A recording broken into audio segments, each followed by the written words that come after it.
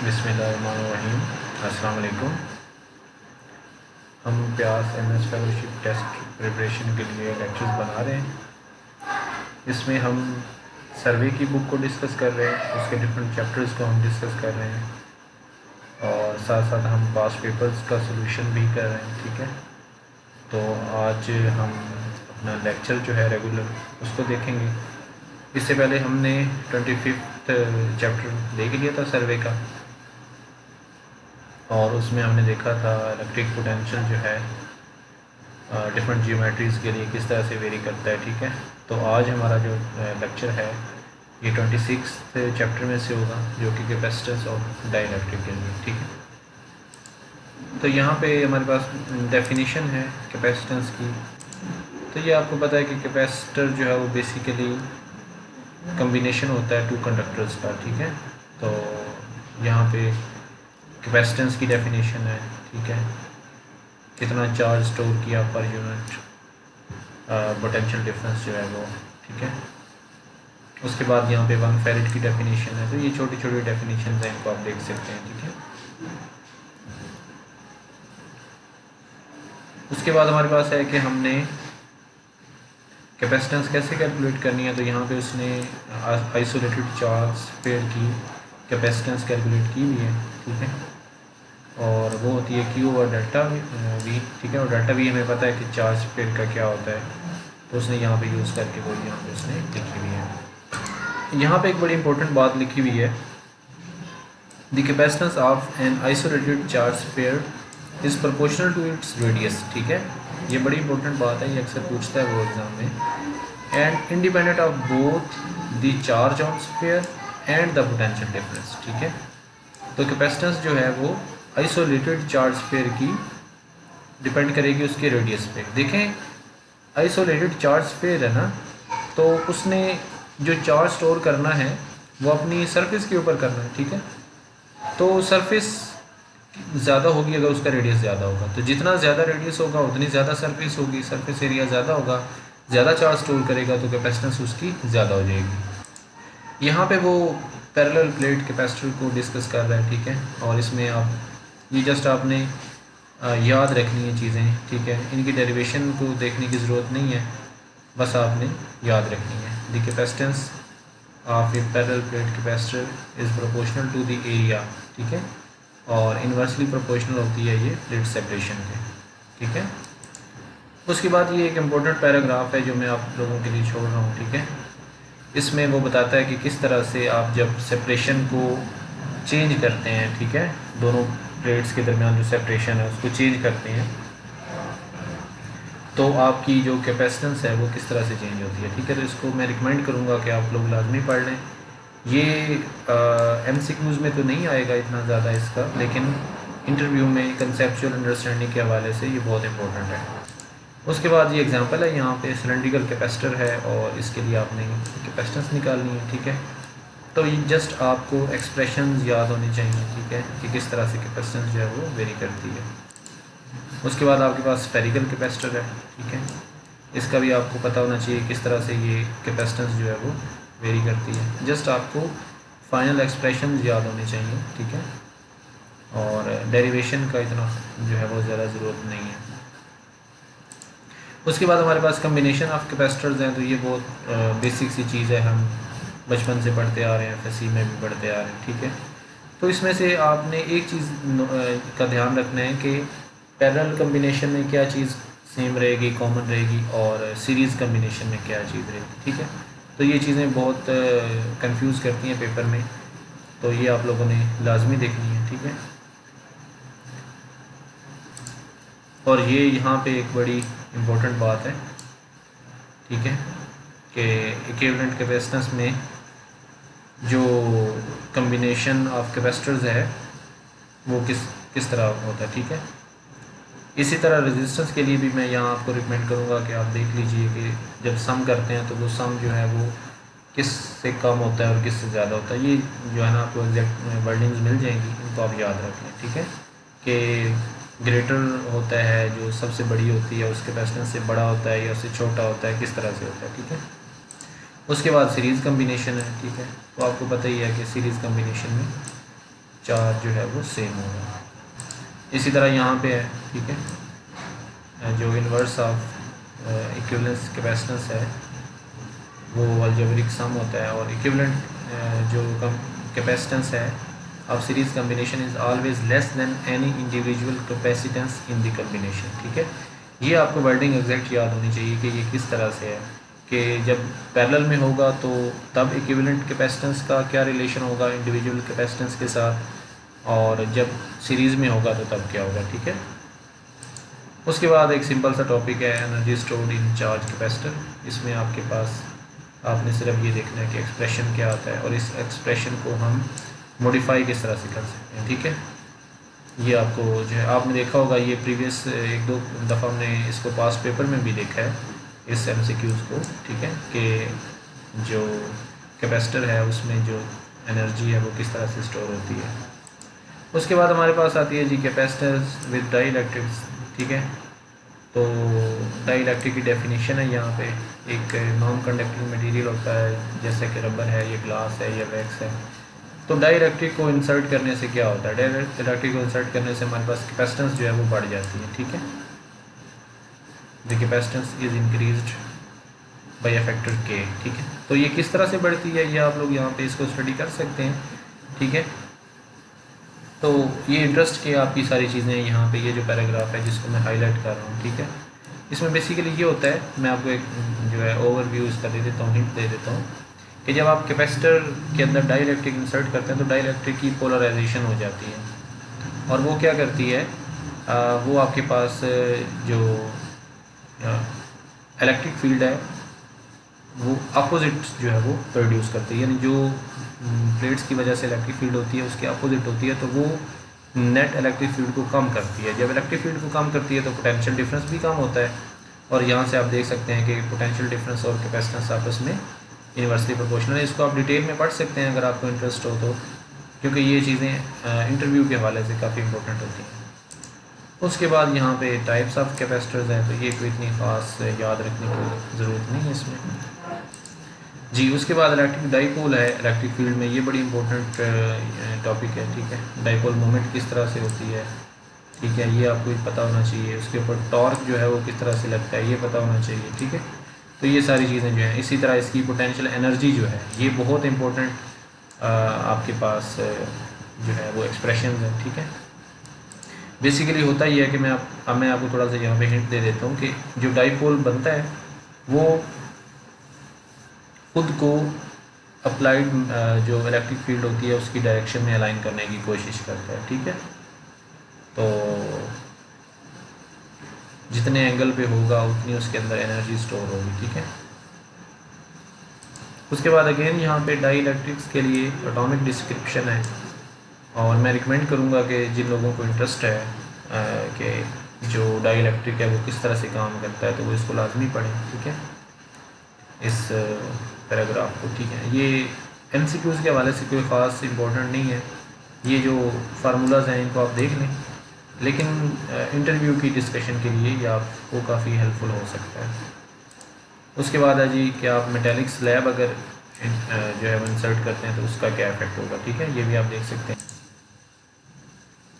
ये यहाँ पे हमारा जी चैप्टर एंड हो जाता है, समरी है इसकी। इसमें आप देख लें कि मैक्सिमम वही चीज़ें जो हमने ऊपर डिस्कस की हैं, कैपेसिटर है, ठीक है, और उसके साथ हमारे पास इलेक्ट्रिक डाइपोल मोमेंट है। ठीक है, और यहाँ पे हमारे पास सीरीज़ कम्बिनेशन है, पैरेलल कम्बिनेशन है। ठीक है, और यहाँ पे जो एनर्जी स्टोर्ड है वो यहाँ पे लिखी हुई है। इसी तरह ये आप देख लें कि डाई इलेक्ट्रिक इंसर्ट करने से क्या होता है, और यहाँ पे आप देख लें कि टॉर्क कितना अप्लाई होता है। ठीक है, या एक्सप्रेशन आप देख लें, और यहाँ पे आप पोटेंशियल एनर्जी देख लें कि कितनी उस सिस्टम के अंदर पोटेंशियल एनर्जी होगी।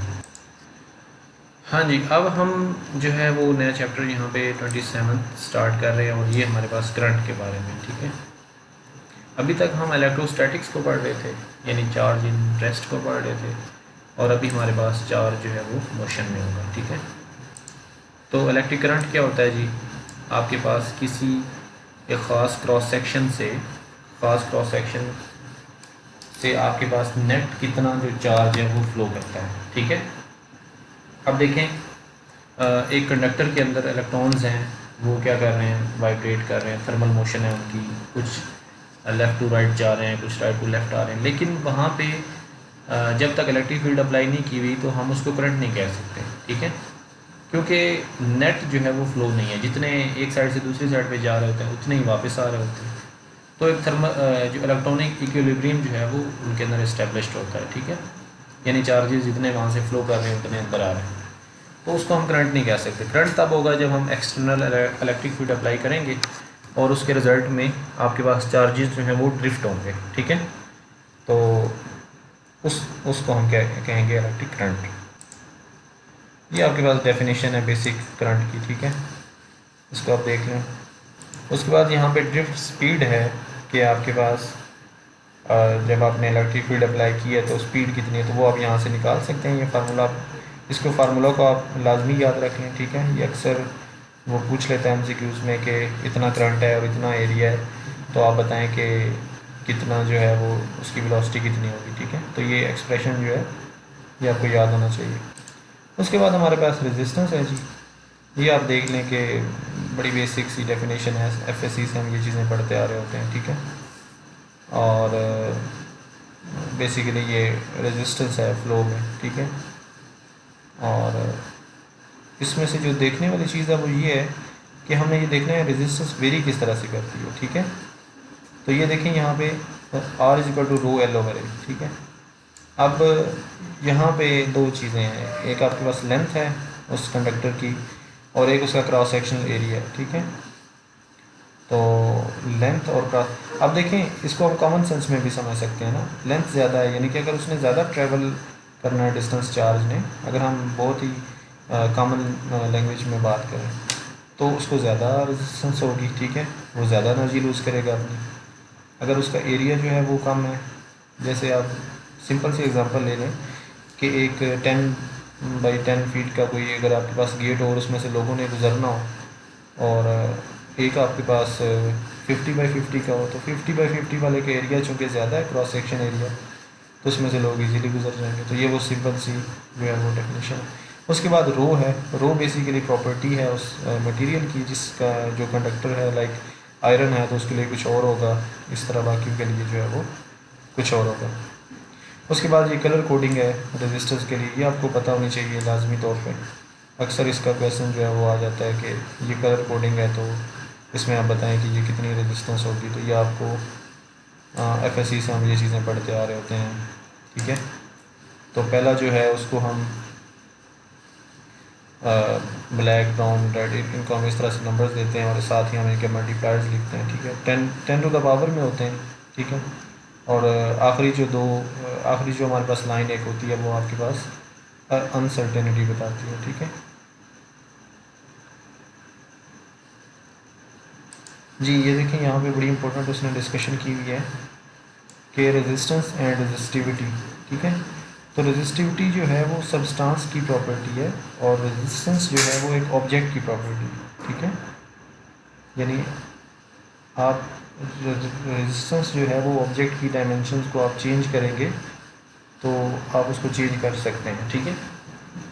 लेकिन रेजिस्टिविटी जो है वो एक उसकी इनहेरेंट प्रॉपर्टी है, वो आप उसको उस तरह से मैनिपुलेट नहीं कर सकते। यहाँ पे हमारे पास ओहमिक और नॉन ओहमिक डिवाइसेस की बात हो रही है, ठीक है।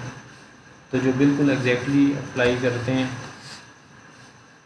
एग्जैक्टली जो फॉलो करते हैं ओहमिक लॉ को, ओम लॉ को, उसको हम ओहमिक डिवाइसेस कहते हैं। और इसमें ना कुछ ओहम लॉ में कुछ जो है वो अजम्पशंस भी हैं कि टेम्परेचर चेंज ना हो, ठीक है, कंडक्टर का, उसकी फ़िज़िकल प्रॉपर्टीज़ चेंज ना हो, ठीक है। तो वो इसीलिए है कि टेम्परेचर जब चेंज होगा तो ऑब्वियस है रेजिस्टेंस चेंज हो जाएगी, ठीक है। आपके पास जो थर्मल मोशन है एटम्स की वो बढ़ जाएगी और वो ज़्यादा रेजिस्टेंस जो है वो प्रोवाइड करेंगे, ठीक है।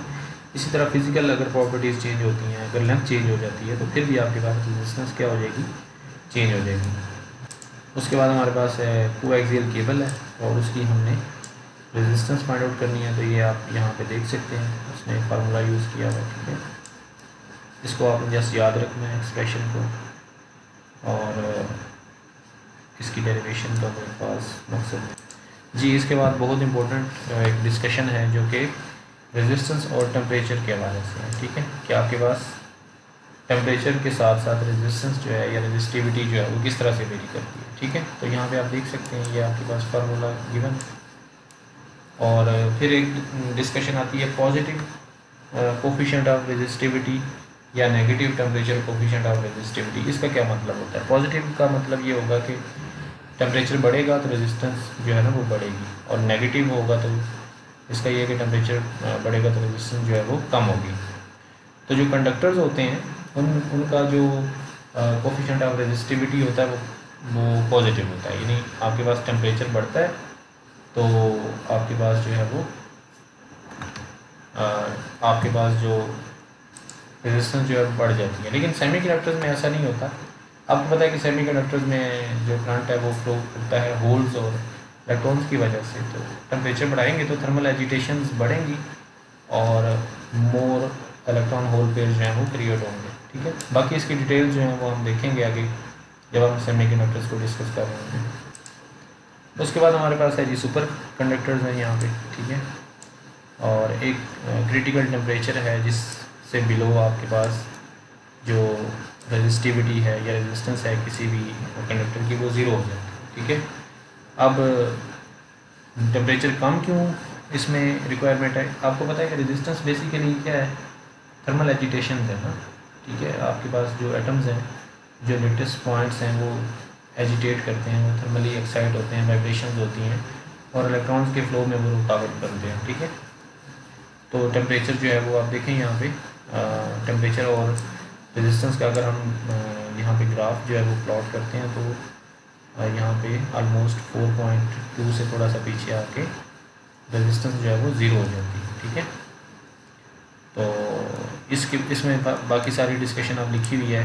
बेसिकली हम ऐसा सुपर कंडक्टर बनाना चाह रहे हैं जिसका क्रिटिकल टेम्परेचर जो है वो as close as possible to the room temperature, ठीक है।